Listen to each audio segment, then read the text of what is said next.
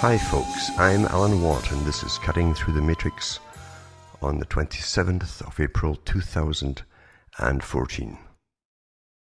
I've been busy here, still catching up with a lot of things I had postponed over the years, in fact, and things that can't be postponed any longer to get things out of the way and shaped up for the future because we're moving on, as I say, fast into the new society. There's nothing scary about it to me because I've been reading about it all my life. And the big boys love to print their books out when they retire generally, their memoirs, etc. And they tell you so much, but nobody bothers to read it anymore. The media won't tell you anything about it because they're part of the controlled system. They tell you what to worry about, what not to worry about, or what to ignore completely. And they cannot be trusted actually for anything at all now. There's so much lies, in fact, being spewed out right now from the media to do with the upcoming possible wars and so on, and the recycling of old photographs from other countries with chemical weapons being used over and over again.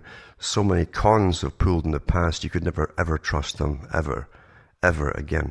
But as I say, they're part of the system of control. Well, I've gone through the history often of the media, especially in the US and Britain too, run by the big boys who belong to the biggest club in the world. Basically, the editors, the owners of the newspapers, they know their role in pacifying and entertaining and misleading the public. And that's just a fact, folks.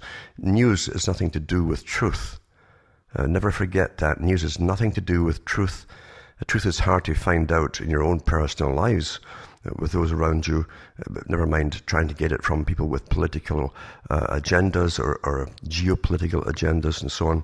It's a very difficult thing, especially since mankind is incredibly unscrupulous, especially the power brokers. Most folk will lie, and petty white lies, of course, to achieve something or simply disclose or hide something, which is their own business. But the big boys who are into power think nothing of lying continuously to the masses of the public. They don't blush. The psychopaths don't blush, of course. And they can rationalize to themselves and each other because all psychopaths know each other and they can actually work awfully well together. But they say it's for the greater good, with themselves at the top being the greatest, so they get the greatest of all goods, you see. And that's how the world really runs. We are the proles, as George Orwell said in 1984, his book. And the pros don't count, he said. The pros don't count. It's only necessary once in a while to get them on board for public opinion, for support for wars and things. And the easiest trick in the book is to smear other people, take them out of context and all the rest of it. They've done this for centuries and centuries. Nothing new under the sun, they say. And there truly isn't. There's nothing new under the sun, except that in ancient times they didn't have photography and newsreels which they could edit and alter, etc., etc. So seeing is not believing anymore. Hasn't been since the invention of photography. In fact, when you go into the history of the scams that were pulled at the very beginning, never mind the present. So you've got to think for yourselves if you want to think at all. It is very, very true, the saying that ignorance is bliss. You can't get a truer saying than ignorance is bliss, because only those who are happy are blissfully ignorant, in fact. They accept the world as it's been presented to them, and they've been indoctrinated into believing since childhood. They question nothing. They think you're paranoid if you come up with alternate facts on anything. I mean facts on anything. Facts don't count, you see, with agendas. Facts really don't count. And most folk, when they're perfectly conditioned, take the mainstream news, like Brzezinski said, as the gospel truth, and they expect the media to do the reasoning for them. In other words, they expect the media to tell them what to be angry about or worried about, because the media, they think, is an appendage to their brain for their reasoning. And of course, it's nothing of the kind at all. Information has always been used to fool people. Always been used to fool people.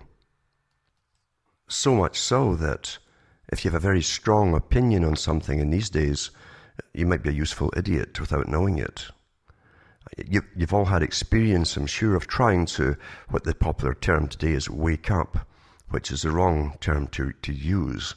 just like conspiracy theory was all given to you as well. Terminology is generally given to you by those who control the system, either to ridicule whatever you're talking about, or to bring in aliens or something, or the old Rosicrucian stuff which they revive and they tell you to vibrate higher and you'll know the truth, etc. But the fact is, information has always been a con. Always been a con. From ancient times, for instance, it took powerful people, even a little clique, a big family, to dominate its neighbours before it could set its sights on dominating and creating what was called a nation.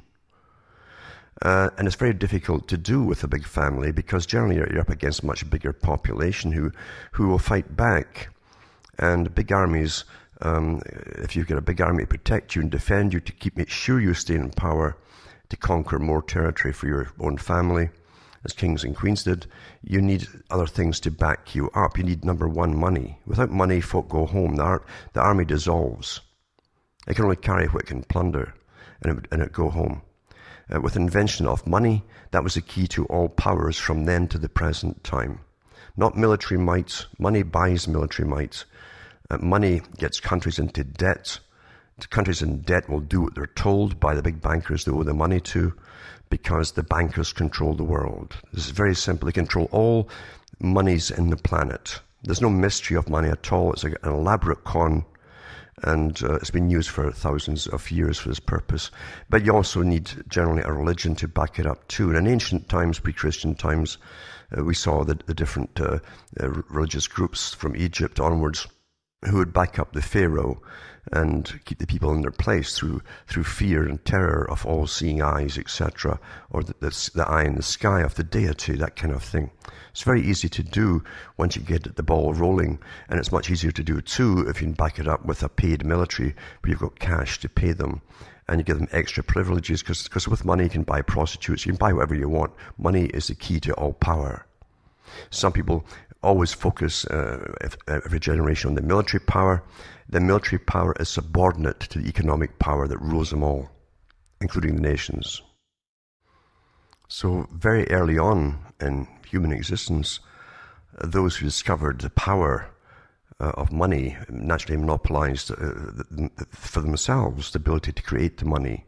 And that's why they had to get other branches going out into politics to run governments, advising kings and queens and the present-day governments of today. It's amazing how governments say it's good to be in debt. It's somehow good for us to be in debt. Well, debt is slavery. It cannot be defined as any other thing. It's slavery. It goes back to the Old Testament. It was taken from the 5 books of Moses. Debt is slavery. And that was okay in those days too.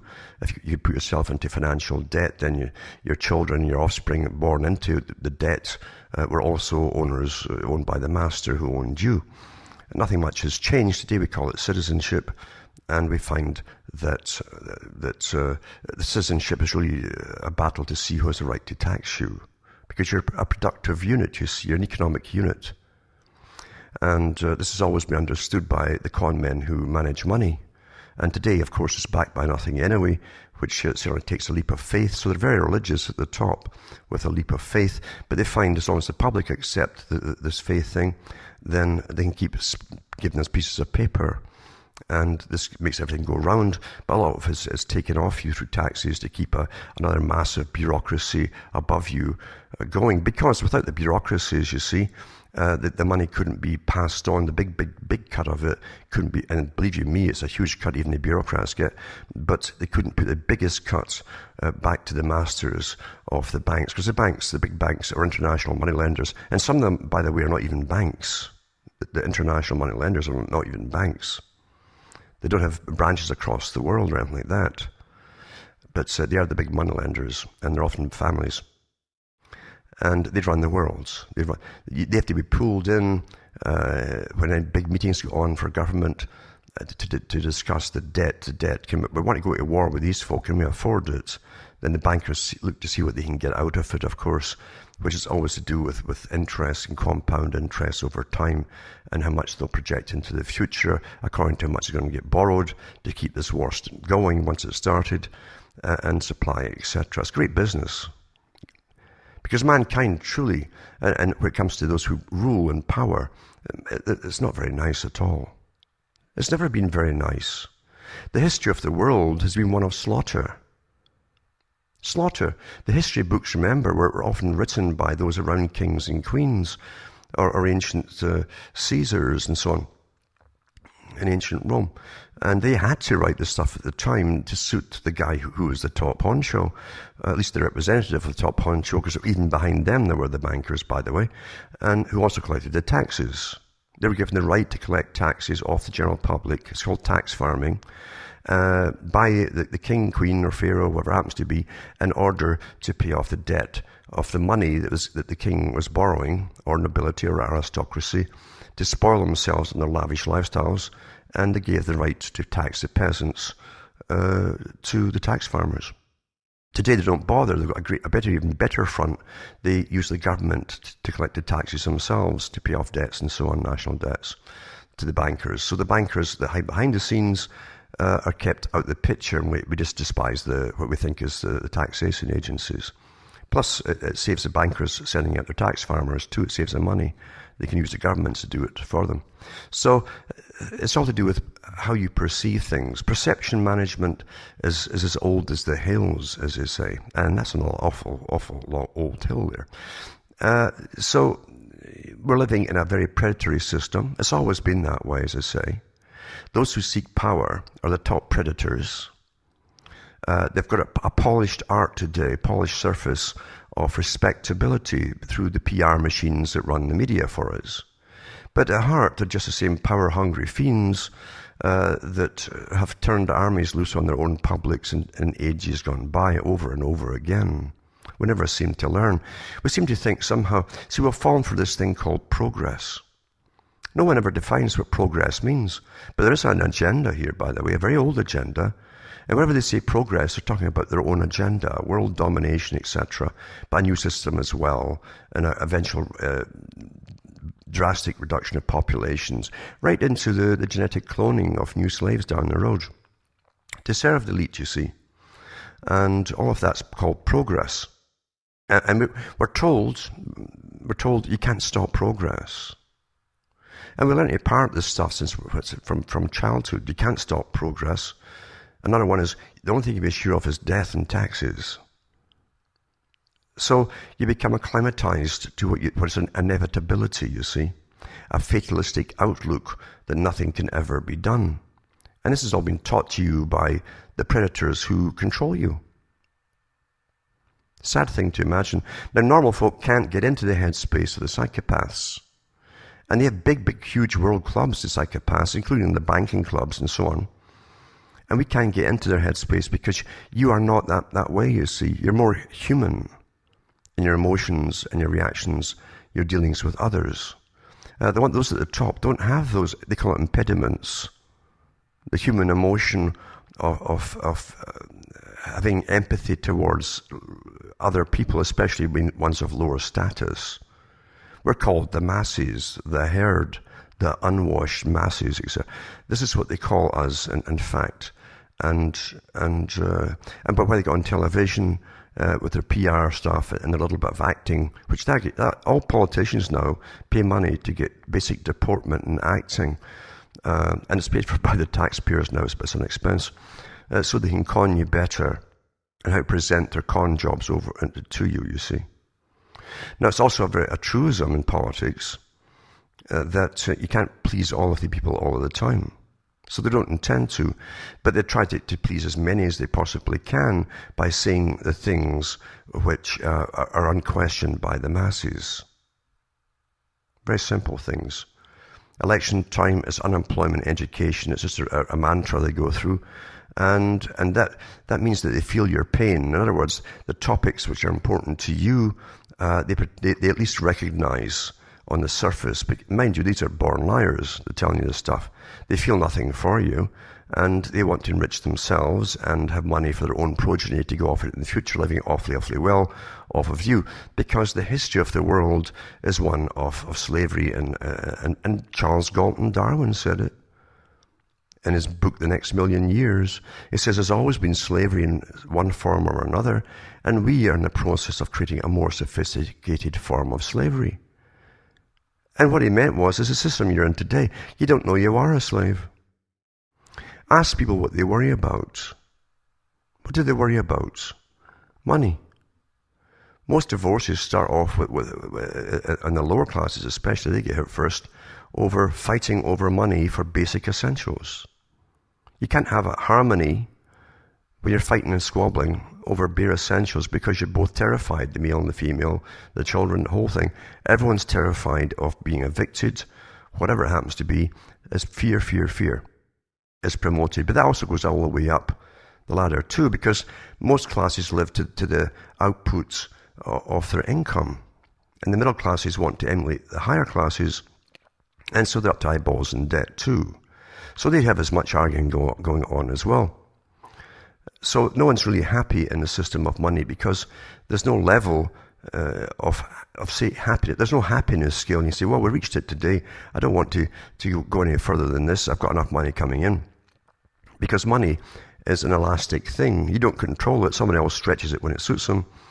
And it can either buy that same bag of rice for the same amount of money, or it might cost you 10 times the amount of money to buy that same bag of rice because some person you never meet has jacked the prices up. Through a bunch of excuses, of course, about, oh, well, it's demand, supply, and so on like that. Whereas what you'll find at the top, there are no strictly independent corporations, international corporations. You have cabals that have taken over all the world's resources, working together, which means there's a hierarchy, and near the hierarchy of every corporation, there's a crossover man who belongs to other circles. That's how Quigley described this as well. Because they must all work together on the same agenda so they can all profit and keep everybody else in the dark as to go forward with this agenda. And this agenda brings on wars. This agenda has the publics of all countries paying for armies, big armies they can't afford generally because they're non-productive. But the big boys themselves see armies as being productive for their private corporations because they're the guys who grab the oil and so on, the minerals and the resources for the big boys during wartime. That's their job. That's their job. Whoever their enemy is supposed to be or some bad guy is often irrelevant. Irrelevance. Because you can smear anybody and create one-sided picture and even make it a law that you believe it. And the public will obey. And believe this is the rottenest guy who ever lived in history. I remember Ronald Reagan's time where he painted about 3 different people during his time in office as the great Satan, one after the other. They just dropped the last one. I guess Satan jumps from body to body. But this is how they do things. And it didn't change during the Clinton era. It didn't change during all the presidents that have been up to the present ones today. It's the same techniques used, same propaganda techniques used to demonize your enemy, you see. And you can't believe, honestly, you can't believe anything you read or hear from the mainstream when it comes to these kind of topics, because the slant spins and outright lies given to you all the time. Because the first thing you must do for war purposes is to get public opinion behind you. So you create public opinion. I've talked about Bernays, who was only one of guys who were taught the secret arts of mass controls. Very ancient art amongst people he knew from his own history line, actually. And he talked about creating propaganda. He boasted after World War I that he and his cronies in the PR business had managed all the PR to get America in the US into World War I. He boasted afterwards, and that caused a bit of a stink. But people don't remember things for very long. And before they had that, people were objecting to it, and came the Great Depression caused by the bankers again, and the oil boys who were manipulating and standardizing all the oil under Standard Oil, etc., etc. And you're diverted off again to basic necessities. Oh, this is what you have to worry about. Getting food, your rents, your mortgage, accommodation, basic things. You're back to that again. But you get fed up living through this ongoing agenda, don't you? And I'm telling you, nothing surprises me, because once you've read their agendas and you keep up their geopolitics strategy, then you know what's coming, every step of it, to whom and who's going to get hammered next and what pretense and how they'll launch it to the public to believe in all that. It's awfully boring.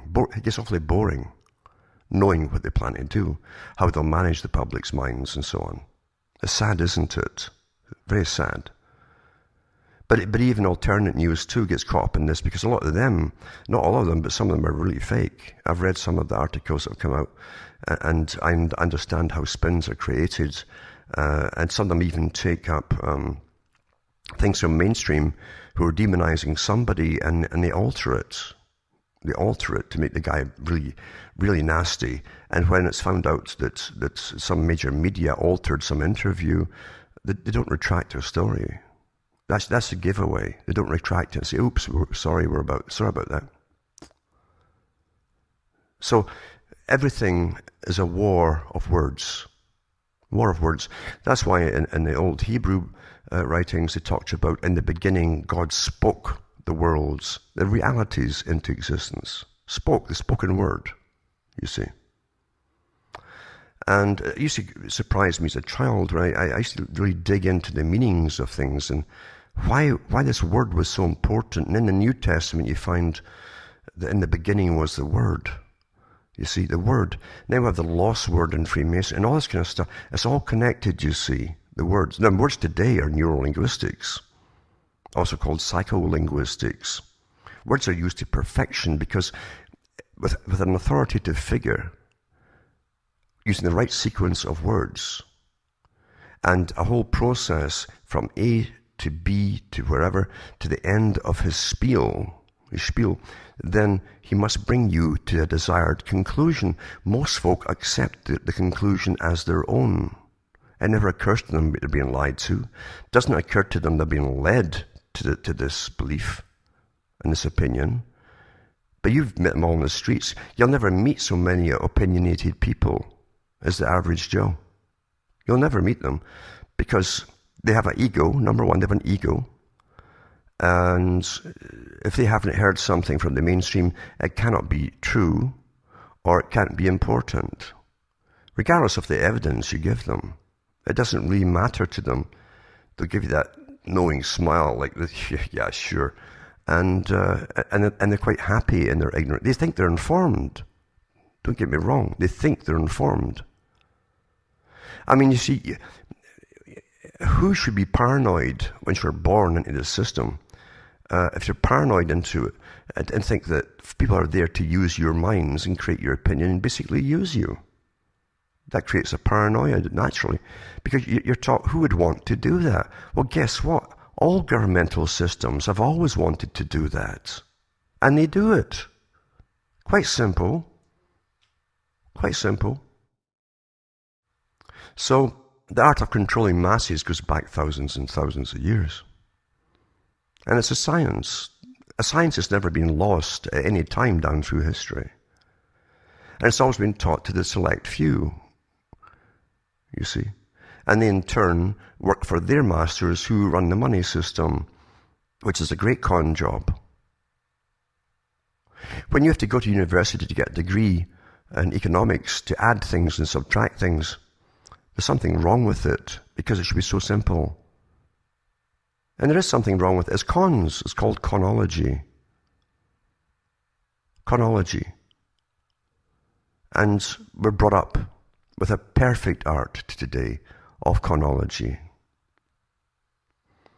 Governments also have discussed it many times, and I've given the quotes from many of the philosophers that work for them, etc., and those who work in the world think tanks for big global powers, where they said that it would be irresistible not to use drugs and chemicals, etc., to sterilize the population or bring them down, or even bring on earlier deaths, and especially to dumb them down, so they're easier managed. I've read so many articles, and I won't go over it again because of that. Go into the archive section at cuttingthroughthematrix.com to find out, if you really want to.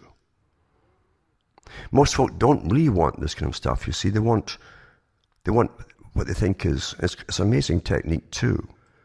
See, most people want what they're taught and brainwashed to want. They don't know they're brainwashed. They don't know even, it's never even occurred to them that it might even be brainwashed. The perfect indoctrination to them means that they're perfectly indoctrinated. Perfectly. Not a little bit, but perfectly indoctrinated. The more opinionated they are, spilling off from mainstream, the more they're indoctrinated. But they think they're sane, quite sane, because everyone around them that believes in a system like this has the same opinions. They're all given the same opinions, you see. So most people don't really want truth. They have no spirit in them to find truth. And it's something else in you that makes you question. There's no doubt about that. And maybe the fact that certain inoculations didn't take on you and destroy enough brain cells. That's what it could be. But it's not helped by the food, the fluoride and all the rest of the stuff, and the hormones, the estrogens, artificial estrogens like bisphenol. And I mean not just the A group, but all the other groups in bisphenol. It's not just that. It's a combination of everything, actually. But what people really want today is instant news. That's why they call it news. It's just new info. Doesn't mean right, wrong, true, or false. Because we've all been taught through the commercialized system since about Bernays especially, that anything that's a little bit older is bad. They used this technique to get young folk to stop talking to adults in the 60s. It was part of the communist revolution in the West. But it also was used by the marketing companies that also worked, by the way, in strategies to con and get the young folk to rebel, etc. It was used by the marketing companies to make you think that, be snobbish about the age of someone else's car. Look down on it. Oh, it's an old so-and-so. You see, to make you purchase the new. You've all been trained into the new, and news is no different. People are trained thinking that if they miss that day's news, and whatever amount of terror and fear and hype is shoved in their face, then it might be detrimental to the survival of their own selves.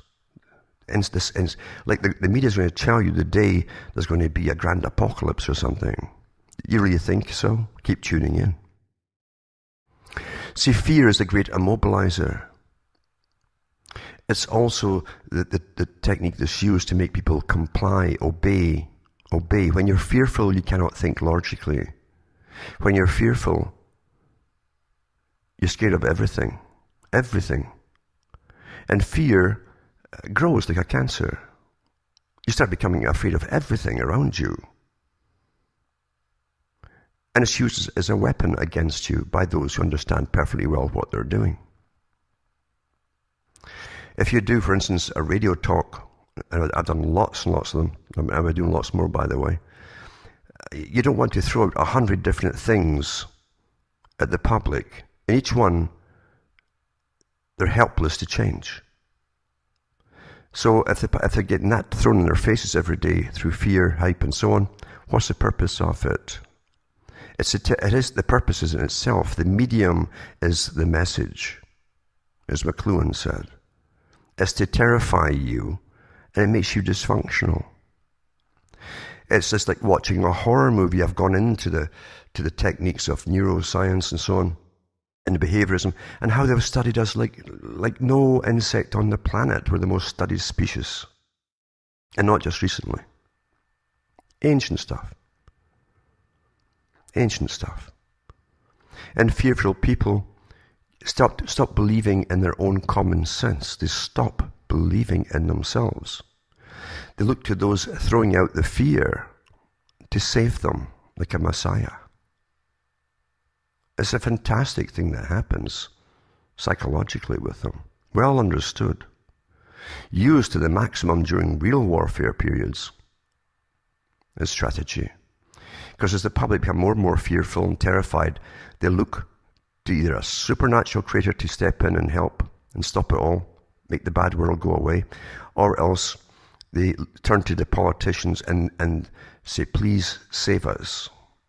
And the politicians have a great field day during wars, a great time of applause, etc. And they can strut around like Nero and have their names all over the papers is to technically take credit for making decisions they had nothing to do with. But that's how the whole world is run. It's a vast system of acting and chronology to manage the minds of billions of people. Every nation has its big gang at the top. And the big gang is above the politicians. The politicians are the little workers whose job it is to contain the masses on behalf of those who own the country.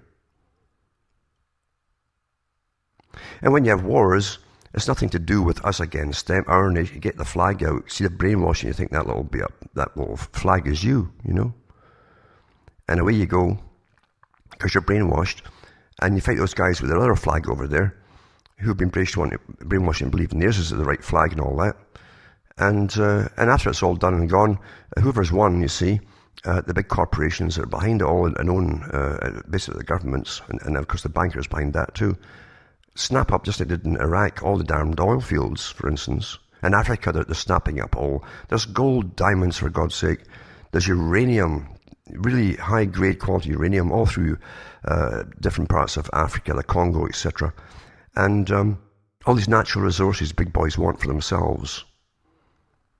So they use your armies, like private armies, as a method of business. But you see, you, when you put that uniform on, are not taught this, and you never will be taught this, to find out why things are going. You're given the most simplistic, basic propaganda possible. And it's kept very simple to stop you thinking about it too much. Just accept it, don't think about it. That's why it's simple. It's often been said that wisdom brings sorrow, and great wisdom brings great sorrow. And there's no doubt that's true. That's true. Because we do, once you have insight into how the world really works, and even how your fellow man works, for instance, you have to keep some kind of faith in humanity itself, or at the very least your own way of conducting yourself, etc., or you'll shatter, you'll go under. The psychopath doesn't do that, because they see every great piece of wisdom as something to be exploited for their own personal benefit, and love to boast about it too. If you've ever met a bunch of businessmen chatting away underneath the little cordiality, smiles and sniggers and so on as they share in-house jokes, you'll find that they're the top predators. It doesn't matter how old they become. It isn't just a sexual thing like Freud tried to say. The libido was the drive behind all things. It's not that at all. They love to conquer. They also love to talk about themselves all the time. And a trait of the psychopath is often to keep mentioning their own names. And so they call themselves by the third person. So you'll find, as I say, that everything really is controlled in the world by psychopaths, who certainly are clever enough to come to arrangements with other psychopaths for their own self-benefit. And the big top gangs that ran all nations and created the nations, in fact, is a nation even a natural thing when you think about it? Think about it. See, we take everything for granted without thinking about it. What kings used to do before they were kings is the big family slaughters the ones next door. Eventually in come the money boys, they borrow money, they get a standing army, and they go off and conquer more people. Then they create the nation for themselves. Any attempt to do otherwise and create a more natural system of equality, etc., in a nation is always infiltrated very quickly by those who seek power, because power seekers are part of the psychopathic group. The average person really shuns power, in fact. They shun power. They don't need the groveling. They don't need the bowing and applause from others. They don't have to keep feeling they're striving and winning all the time.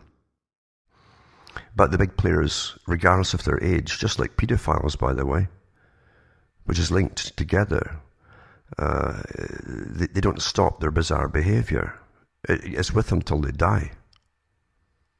It's an abnormality. Now, some people, and I queried this as well, I thought, well, maybe that is the natural order of society. If it's always been a horror show of the dominant minority ruling over the majority, often in horrific ways, to keep the public in line. I mean, public displays of executions of the most horrible kinds at times to get the message across to obey authority. Then maybe that's the natural order. Maybe the psychopaths, the ones who we think are abnormal, are the normal ones. But what kind of world would it be if we were all psychopaths? We'd slaughter each other all the time till there's nothing left. Now, the psychopath, unfortunately, as I say, is not illegal. It's not illegal to be a psychopath. They won't test them at birth often for that. Now, they'll test all the children amongst the cattle, like the Gerfeck project in Britain, for instance. They've one in England too, under a different title, and other European countries, and America's following suit, by the way, where they want perpetual psychological evaluation from childhood right through, so they can readjust and fine-tune you if you start thinking for yourselves and ask the wrong kinds of questions. In other words, anything that's really pertinent to reality. So you'll find that they wrote about this a long time ago. I've gone through some of the histories of the American Psychiatric Association, the World Psychiatric Association, from the history of Freud, who's a front man, of course, to his daughter Anna, who took over, and all those involved in it. They helped bring you free love and so on. They ended up with massive abortion factories all over the place, until every part of the Communist Manifesto, including the dehumanization of the individual, is an amoeba working for the state, a cog in the wheel, has come true. The average Joe literally doesn't care about the slaughter of his own kind. Or otherwise, you might say that he's more selective in what he cares about, because that's how he is. He's taught what to care about. Just like they can teach you to believe that the best music is this, and whatever trash they give you today is now the end thing. You'll see all the young grab it, because you see, the youth are so easy to use. So easy. They want to believe that they're on the cutting edge of something. Especially when those who control the culture industry tell them they're part of the revolution. Whatever revolution it might happen to be. And they're also taught that all that music they're hearing is from them, their own generation. They don't see all the old characters in the fuzzy suits, and tweed jackets. The ones who sit in the boards, who plan the whole future of the culture and what's going to be made popular. It's the same bunch who gave you what was called modern art. A few squiggles on canvas and suddenly it's worth millions, supposedly, because they say so. Simply because they say so. Same with music. So the youth are always used naturally, and they're wide open, a blank slate, to be propagandized. If the proper format, neurolinguistics, puts over the proper story to them in the right order and fashion, they'll always come to desired conclusions, thinking it's their own. So we're so well understood that, as I say, everything would have to change. Everything would have to change for any kind of just society, if you can even get a just society. We've seen the supposed attempts in the past for it. They were complete fake. It's like the communist system was a ruse to use the masses of the people for a particular clique to get in, and funded by Western banks. So that wasn't a true experiment. It certainly was an experiment on other forms of mass conditioning with ultimate use of force and authority. But it wasn't to bring some utopia in at all. Never was. The big boys. Never was. So can you even have any kind of equality when you have people arguing about the most petty things? Today, you're being pushed into incredible austerity. I've told you so many times the agenda for sustainability, Agenda 21 and so on, Millennium Project, all the same thing, is multifold. Lots of parts of the plan. You can all get access to the whole lot of it if you want to, download it. And I won't find it for you. I put it up many, many times before through links and talks I've given over the years. There's thousands of talks I've given. And if you really are sincere and you really need to know, if there's no spirit there, you won't want to know. It's too much trouble. If there's too much trouble, the spirit ain't there. The desire to know is something you can't turn off. You've either got it or you don't. which means you'll work at something to find facts. Facts. All important facts. And it won't make you happy knowing the facts. It sets the mind free, because at least you know you're living in a con game. A perfect, scientifically designed con game. But it doesn't make you any happier. It doesn't make the evil, bad world go away. It doesn't make more coins in your pockets appear to jingle. Or anything like that, because you're still stuck under the same thumbs as everybody else. And the tragedy, too, of anything that really tries to change something is that in come all the fringe groups who are well used and so perfectly understood how we use them, and they're created by them too, by the big boys themselves to infiltrate. And they're not looking for the basic needs to start with. It's an old story, and it's even biblical. They'll say, if you want to teach someone something, first fill their belly. You can't teach someone starving. So get rid of the basic worries and essentials. And you find you start thinking a bit more rationally when you've got some nutrition going through your brain and your body. And then you see what's next is essential. You don't jump off into someone that is preoccupied with a joystick between their legs. That's being used, all these techniques, by those at the top. The priorities have to start with everybody gets fed. Stop all the terror and fear that everyone's living under. And then you can all start thinking rationally. And tempers that would once flare over certain topics won't be flaring anymore when eventually they can be brought up at the right time. As I say, we're so well understood. The art of destruction is the most powerful art there is. It's well understood. And the art of controlling billions of people is well understood and used constantly on a daily basis against you. I've said so many times, the mind has no firewall. Be careful what you let in. Don't just jump at someone's opinion, anybody's opinion, even mine, unless you're happy parroting other people, because you're too lazy to think for yourself. The problem you get into with politics and politicians is that you start parroting them. Oh, he speaks for me. I'm going to vote for that guy. He says the things I think about. Does he? Does he really? You don't know who these characters are. Their whole persona is an engineered makeup from public relations companies. You haven't got a clue who they are. You'll never sit and wine and dine with them. But you go and vote for them. Oh, he speaks for, he mentioned this that I really care about. Yeah. So think about these little simple, basic, common sense things. And don't jump to parrot opinions off to other people. You've got folk that can't help themselves, who think they're waking up. They're bubbling with all the data they've been downloaded from others. And they want to unload it on everybody else, as though just speaking of this is going to stop all the evil in the world. And they're awfully disappointed when it doesn't. At the reactions they get, they're awfully disappointed, most of them. There's a time and a place to say something, if anything should be said at all. Depends on the situation, where you are, with whom, when, and what you're going to say. Little things are often better to say, and you stick on it.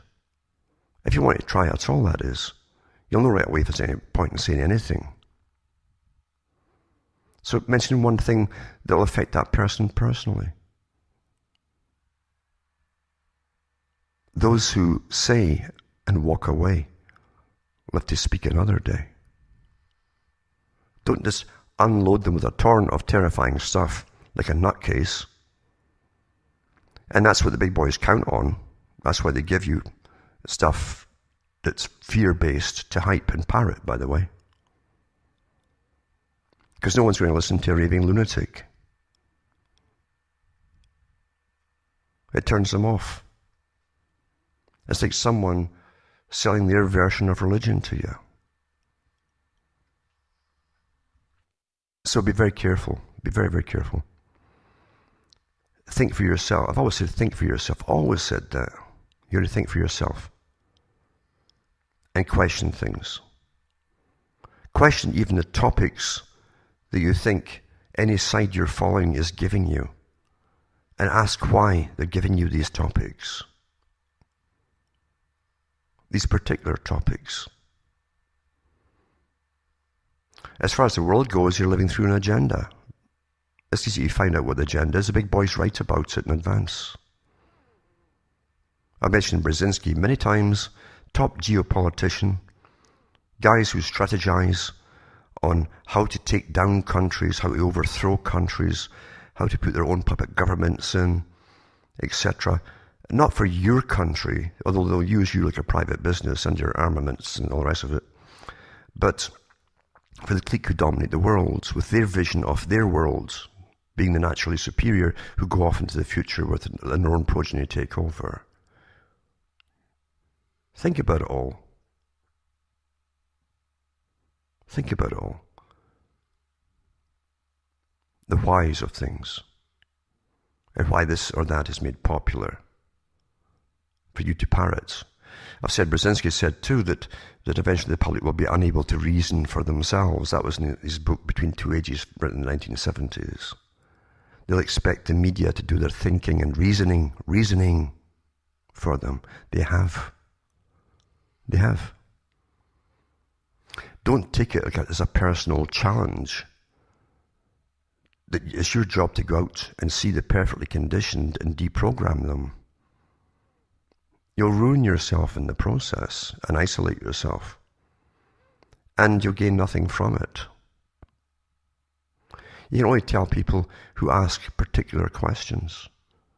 And even at the very start, they may ask a pertinent question, but you'll know if they're a person who can grasp what you're saying and really wants to know, if they actually shut up and listen.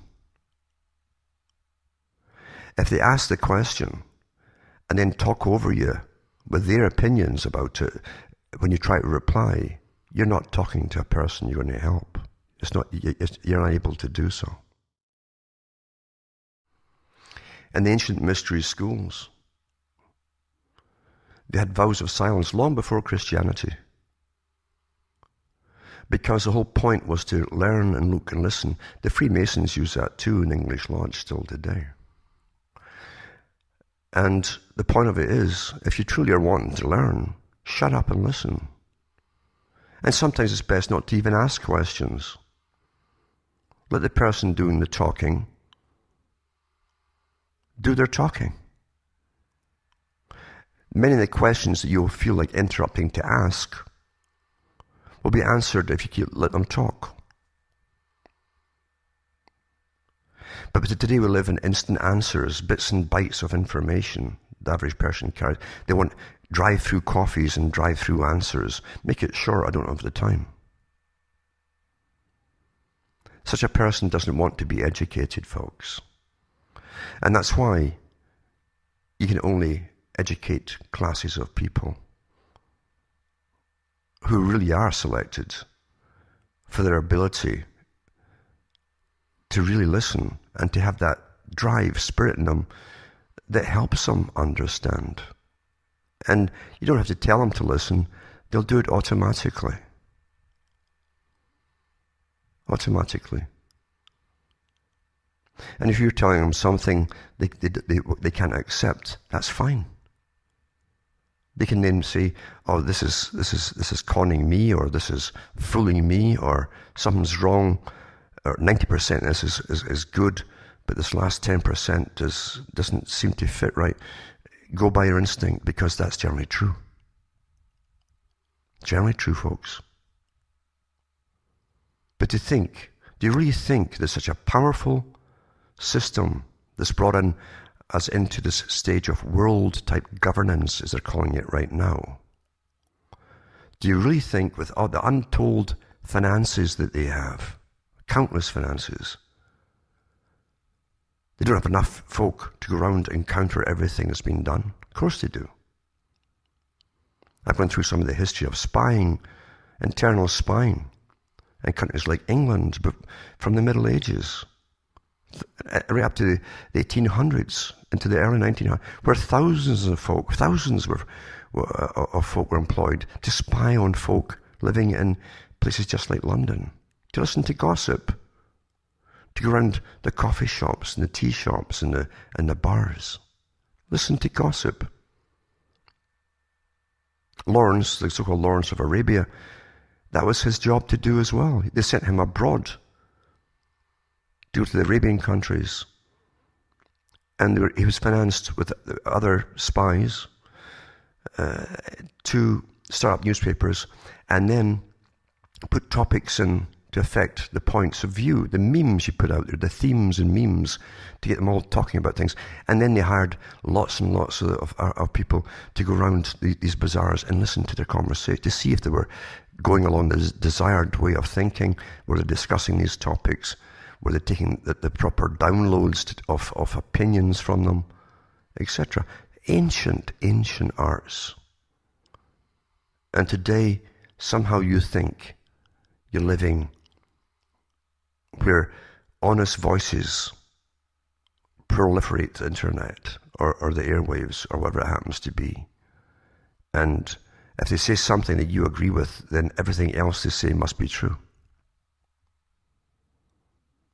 We're so incredibly minutely understood through all the millennia of studying us.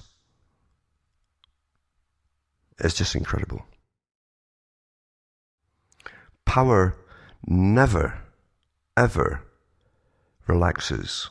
It never says, we've got it all now, it's a great system, we can manage all the proles forever, and never relax, because they're ultra paranoid about power. People who are in power are always paranoid about holding on to it. And heads roll if any mistakes happen from all those employed to make sure that the power is maintained. But they never stop. And employing more and more scientists all the time, more studies, countless studies every day across the world in thousands of universities and so on, and think tanks, all on you and how your mind ticks, to ensure they can have complete power for the future forever. That's how intense this whole battle is. That's how intense it is. That was the old saying, the light against the darkness. All these sayings are ancient sayings. Pre-Hebraic and all the rest of it.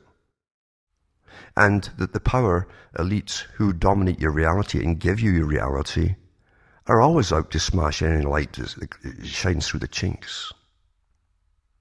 They're always out to plug it up. But they've never had such abilities as they have today. The television was the greatest weapon ever devised and used from the start to condition the public on a mass scale, all getting the same conditioning at the same time. School does a similar thing too. But it's much easier to do it through fiction. There's hardly a writer out there doesn't take grants from the cultural branch of your government. Your government's got all these cultural branches that dish out cash to budding artists and things like that. But they also pay money to put in the PC updates into their stories and novels and children's stories, etc., to make sure it embeds. And then subsequent fiction, movies and so on will further reinforce that conviction, whatever it happens to be. Works perfectly well. They've done so many studies on it. So you are a compilation of all, in fact, you are the outcome of all your conditioning by multi-billion-dollar think tanks across the whole planet. But try and tell it to the average person. As long as they think they're okay. I'm okay, right? And I watch TV and I laugh and so on. That's it. Forget it. That's what the elite always wanted. People who don't care what's happening around them in the world. As long as it's over there somewhere, or even in a big nation like the US, as long as it's happening in some other coast in the US, they don't care. It's like that. It's so simple, isn't it? It's human nature. You've been taught to be that way. Narcissistic and egocentric. The world revolves around you. Live in your little bubble. Don't get involved in bigger things. Forget first and last causes and all the rest of it. And just be a good citizen. And the state tells you all the time what a good citizen is. They tell you, oh, what a bad citizen is too, if you say the wrong thing or even ask a question that's taboo. Heaven forbid. But that's the world you're living in, folks. It's not yours. Not yours. Designed by specialists. Just like most of your time is whittled away in entertainment. And what is entertainment? It's producers and writers and all these different specialists working to pass your time with the thoughts that they create. Not yours. You're given one chance at life. One chance. And most folk, when you add up how much entertainment they guzzle up as entertainment, it's staggering. Staggering. And if there was such a thing as the pearly gates, they were asked what they did in their lives. I'm sure whoever the gatekeeper is would be awfully bored. Listen to the same stories over and over again about the TV series they watched and this and that and the other. Because that's what we've been reduced to. Bertrand Russell said the same thing. Most folk don't want to think, he said. You know what? That's also true, and he was well aware of it when he said it, that an elite who create fear and uncertainty, economic and all the other things in a person's life, fear itself will make a person switch off. And they will seek out fantasy and something that seems so hopeless. You understand how well we're understood? And don't try and make someone think for themselves. And remember, thinking for themselves doesn't mean they start parroting everything you say. Because then they're not thinking for themselves. Because if they are, they'll be using their own words, the way that they would say something, etc. But the art of starting folk to think for themselves is also very ancient, and it's the biggest enemy the elite have ever had down through time. Now I'll be doing a lot more shows in a little while, and rather than just get tied up in today's fear and today's terror and today's story, I'll be touching on some of them, of course, to show you why they're there in the first place. But I'd like to go into other areas as well, because when something becomes mainstream, it's lost its revolutionary force. It's no different than music. Like the bad boy music. The old bands that they had, and the heavy metal all being nasty, nasty. But when that stuff's used in advertising and so on to sell things, then it's mainstream. It's the same with what people used to call patriot system. It's mainstream. It's showbiz. When the message is from the medium is the message. And it will always be so. So you have to think for yourselves if you want to. But if you do want to, there's something that will drive you to it. That little spark. And as I say, I'll be doing a lot more future shows and different formats as well. So keep your eye on the website, cuttingthroughthematrix.com. And I'm glad to hear from so many of you all the time. And keep in touch with me as well. And I'll keep in touch with you to see how things are going on. And from Hamish, my pooch, and myself from Ontario, Canada, it's good night. May your God or your gods go with you. Secretion stuff which they revive and they tell you to vibrate higher and you know the truth, etc. But the fact is, information has always been a con. Always been a con. From ancient times, for instance, it took powerful people, even a little clique, a big family, to dominate its neighbors before it could set its sights on dominating and creating what was called a nation. And it's very difficult to do with a big family because generally you're up against a much bigger population who will fight back. And big armies, if you've got a big army to protect you and defend you, to make sure you stay in power, to conquer more territory for your own family, as kings and queens did, you need other things to back you up. You need, number one, money. Without money, folk go home. The army dissolves. It can only carry what it can plunder, and it go home. With the invention of money, that was the key to all powers from then to the present time. Not military might. Money buys military might. Money gets countries into debt. The countries in debt will do what they're told by the big bankers they owe the money to, because the bankers control the world. This is very simple. They control all part of the system of control. Well, I've gone through the history often of the media, especially in the US and Britain too, run by the big boys who belong to the biggest club in the world. Basically, the editors, the owners of the newspapers, they know their role in pacifying and entertaining and misleading the public. And that's just a fact, folks. News has nothing to do with truth.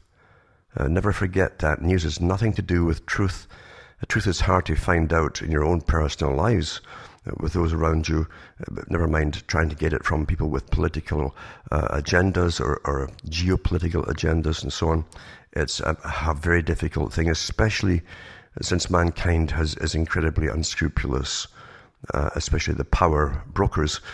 Most folk will lie, and petty white lies, of course, to achieve something or simply disclose or hide something, which is their own business.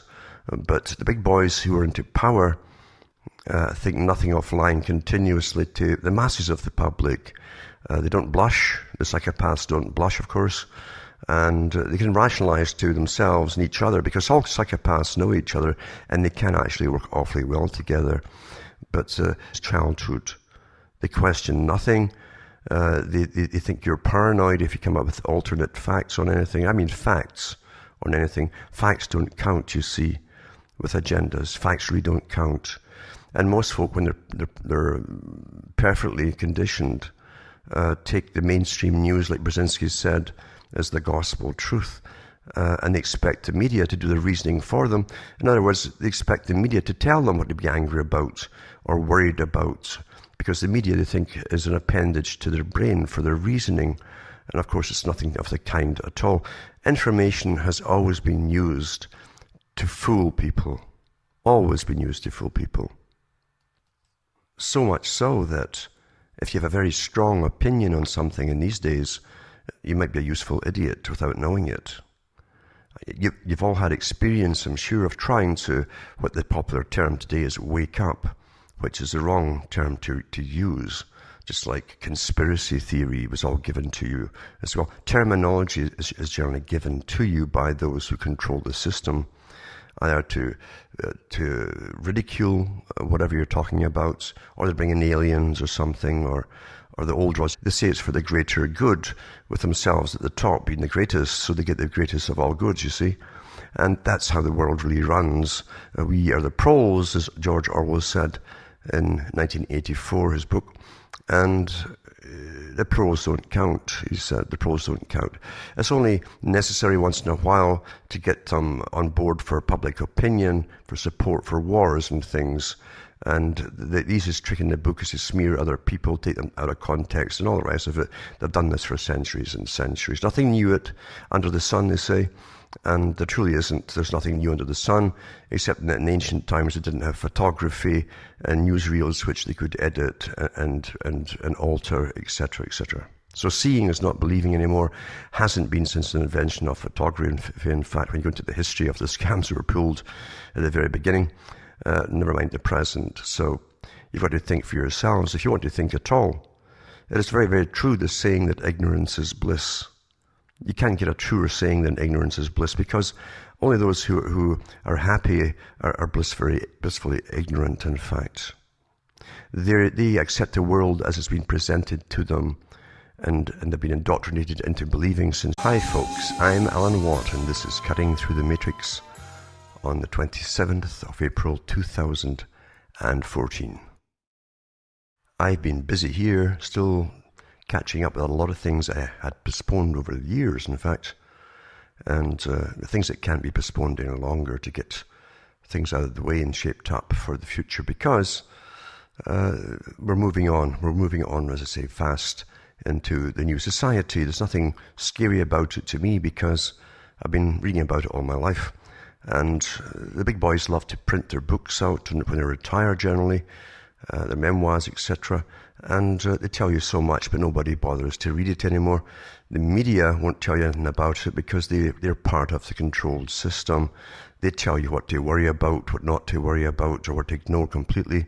And they cannot be trusted actually for anything at all now. There's so much lies, in fact, being spewed out right now from the media to do with the upcoming possible wars and so on, and the recycling of old photographs from other countries with chemical weapons being used over and over again. So many cons have pulled in the past, you could never ever trust them, ever again. But as I say,